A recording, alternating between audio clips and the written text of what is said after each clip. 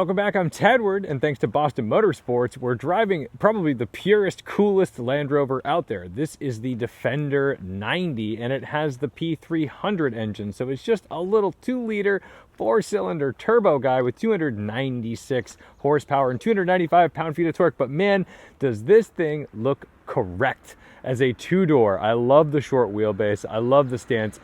I'm not a huge Defender guy, yet I find myself spotting these all the time, like wanting to take a photograph of them because they look phenomenal. I have not seen that many two-doors, so I'm pretty psyched. This is the first one I've driven, and I'm excited to take you guys for riding it. But first off, let's take a look inside. Oh, if I can get the car open. Are we good? There we go. All right. We're going to get to the quirkiness of the Defender, but first off, this door is a massive, and you can see like this is where it ends for the front passenger, and then this is all like this is a behemoth. That is a large door. And then in the back, we've got benches for the kids, or your fun overlanding adults. But this is plenty of room back there, and you've got cup holders and all kinds of stuff. Not exactly the lap of luxury, but they do have the ability to look out the roof. I know some people don't really like the glass up here. I think it's one of the coolest touches on this thing. I am thrilled. Now, if you look at would you just look at it? If you look at these wheels and tires, clearly designed for some beefy off-roading madness. You're not going to curb these wheels. If you curb these wheels, you have genuinely tried to do something dangerous. So I think you'll be just fine street parking your Defender. Now, around back, it's really cool to have a big spare on the back. I know it's a Jeep thing. I wouldn't understand. Other cars do this, but it looks really good on the Defender. This handle, you would think it's a pull. There's actually a small rubber pad back here for an electronic release. There it is. We're on a strut, so that comes out nicely. And you can get a look for how thin that frame is for this glass. So that's a lot of real estate of glass on the rear hatch, given the amount of frame it has. And not a ton of storage space. So if you were taking this on a genuine trip with multiple people, like 4 people, you're going to have to plan your bags accordingly. But if it's just the 2 of you and you're going to put some stuff down, you can fold these rear seats and you will be good to go. I have to apologize for how dirty it is. It's pollen season in New England, and it's genuinely impossible to keep cars clean. They will be disgusting in an hour if you leave the car up. But anyway, this one has a snorkel, so you know that you're not going to be in any serious trouble unless you just genuinely crash it into a lake. So as long as you keep those wheels on the ground, you should be just fine. I want to show you under the hood. You could tell I've been in here with my dirty paws already. Under here, very clean, very simple, just a little 2-liter, very light. And I think that's why you might buy this particular Defender.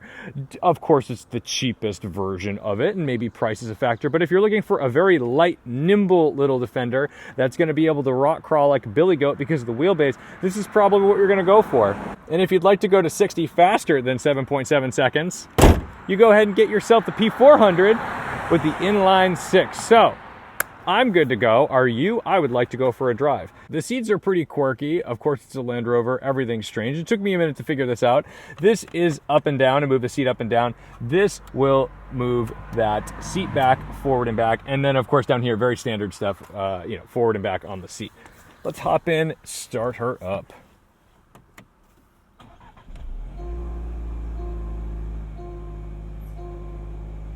It seems quite upset with me that the door is open and the ignition is on, but now we're good. Nice dust cloud of pollen. Luckily, I took some allergy medication. Maybe that would be a good sponsor for the spring. Get sponsored by an allergy medication. God.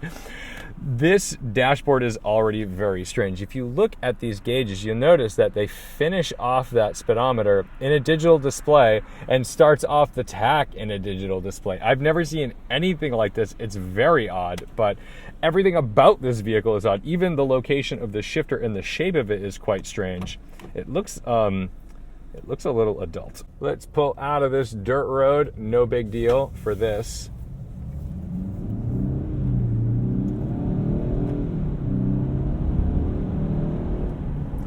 It jumps to life very quickly. It's a great little 4-cylinder, and as long as you put your foot in it and really bury it, get that turbo spooled up, it's giving me zero problems. It's responding really nicely. The steering wheel is the strangest thing about this vehicle because it is quite large. I feel like every vehicle I get in recently has a smaller and smaller wheel with a thicker and thicker grip. This is a very large wheel, and honestly, I have no problem with it. I think the only thing that's weird about it is that the blinker stock and the windshield wiper stock, they have not really moved. So that to me is weird because I have to reach pretty far in to get to the blinker. So if you do see people not using the blinker on a Defender, now you know why.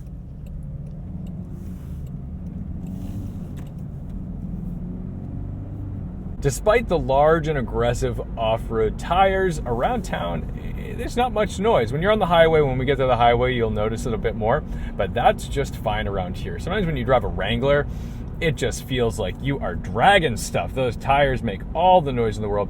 It could possibly just be because of insulation in the cabin that you certainly don't get in a Wrangler, but this is a nice, cozy place to be. I've never seen a center display used quite like this. So within each of these dials, which are currently showing me the temperatures of the dual climate control, between this, there is a button that says fan, so it has an arrow pointing to the right. I click that, and now it's telling me my fan speed, and I can adjust that with this. Okay, if I hit the top button then allows me to adjust my drive mode, which is very odd because my HVAC controls just turned into telling me whether I'm in mud, ruts, gravel mode, snow, normal, etc. This is the strangest thing. Only in a Land Rover would you combine your HVAC system with your drive mode control system. I must say, I feel a strong need to go off-road. Unfortunately, there's nothing to do out here without getting into some serious trouble because none of this is my property and I'd probably just get arrested. But maybe they'd appreciate it. Maybe they'd be like, no, it's cool, I get it. You've got a Defender. You need to express yourself like a dog that needs to run. The shifter, if you toss it to the left, that puts it in sport mode. I don't know really what that means. I mean, I'm sure it sharpens up the throttle response and maybe we get a quicker downshift, but like, we're in an off-road vehicle. It's not going to be sporty. It's just going to give me a little sharper tactility, which is fine. Oh, okay. Here's the majority. Oh, wow. We're going to go off-road. Woo! This is all we've got.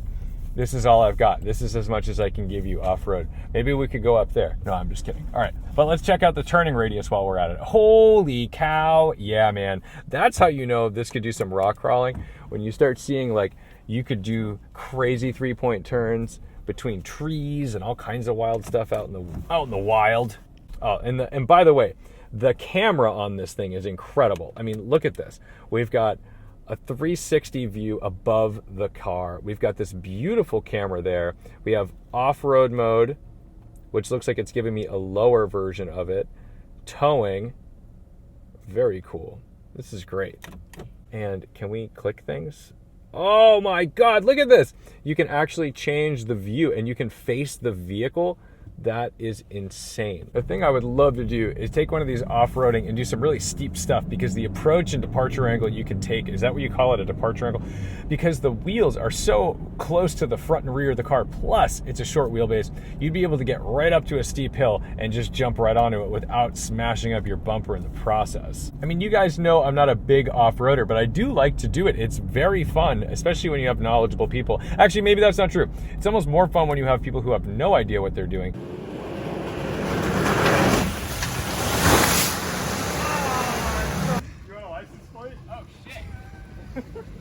Because then you end up just getting stuck and having to figure your way out. So as long as you're safe about it, it's a good time.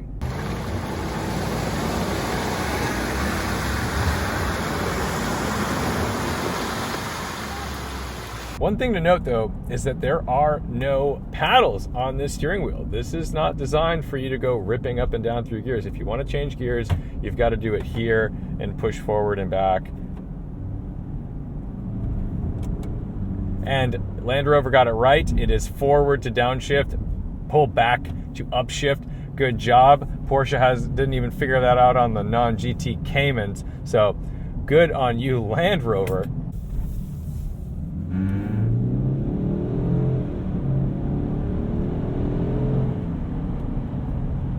It's pretty shocking how quick it gets up and goes for a little 4-cylinder. So don't feel like you have to go for the 6. It's not anemic. I mean, do you need to go that fast in your off-road vehicle? If yes, yeah, go for it. Get the vibe of the 6, but you will not be feeling underpowered in the 4. No one behind us. Let's give a little brake test after this guy. Nice, even on the all-terrain tires. That's pretty impressive. A little bit of feedback auditorily, but nothing crazy. The real trick to your off-road daily driver is that it has enough road manners to be comfortable and enjoyable to drive on the freeway. So here we are in any Massachusetts native's natural habitat. Traffic on 128 heading toward the Mass Pike. 64, 65 miles an hour, comfortable, nice insulated cabin. I don't hear a ton of tire noise, obviously more than you would in a sports car or whatever, but you know what? This isn't so bad, and it's not hard to drive. Is there a big wow factor to driving it on the road? Not really, other than the fact that, wow, it can do all this off-road insanity while being reasonable to drive. Nice blinka, oh my goodness. You signal, already turning, come on. But I'll tell you, if you're driving a Jeep Gladiator or a Jeep Wrangler, you do have to sacrifice a bit of on-road comfort. It's not a comfortable vehicle to drive on-road for the most part. I mean, the newer ones are a heck of a lot better than the older ones, but stopping distance is still something to think about. If you get the Mojave, now that's a truck, you've got an incredible suspension on that thing, but it's certainly something that you want to be very cautious with mid-corner. I mean, they bounce, they literally hop. This thing feels a lot more stable. So I guess the big party trick of this is that it's an off-road monster and it still drives normally. This is an odd car for me to meet because I've always liked it. I like the Defender. I like the old Defender. I like the current Defender, but I'd never driven the new one. So even though I'm out there like car spotting, like, oh, look, a Defender, it's a D90. That's very exciting. I didn't know how it would handle, and I didn't really know what the interior would be like. And the fit and finish seems to be appropriate for a vehicle that's supposed to be geared toward an off-road lifestyle, right? I look at this and think like, wow, you've got some cash. You don't want to buy a Jeep Wrangler. You want to have, maybe you've had Land Rovers in the past, and this is the ultimate daily driver. Like, I can't think of really anything else that's more stout, that's more capable. I mean, I genuinely just don't think you could break it. I think, you park it in the city, whatever, you're not going to curb a wheel. You go up to your mountain house in New Hampshire, Vermont, whatever, like, you will not get stuck. You will always get there. So then you just have to decide, can you do the 2-door? Do you need more people? Do you need more luggage space? And that's the deal. I'd love to drive the other engine choices, but I'm genuinely surprised that this 4-cylinder is doing the job just fine. So thank you so much to Boston Motorsports. Thank you guys for watching, liking, commenting, and subscribing. Do not forget to respect the drive, and I'll see you in the next one. Land Rover tends to have this luxury vibe to it nowadays, but when I think of a Defender, I think of a very purpose-built work truck that's going to get you overland, and it's going to do the farm truck thing, right? Or you keep it on an island where you have a house, and that's going to be your beach vehicle. You'll take it out to the sand dunes and stuff. And this definitely tries to mix a little bit. Like, this steering wheel is super nice leather. Of course they're going to bring in nice touches of a proper Land Rover, but at the same time, the driving experience, it's clearly built for an off-road purpose.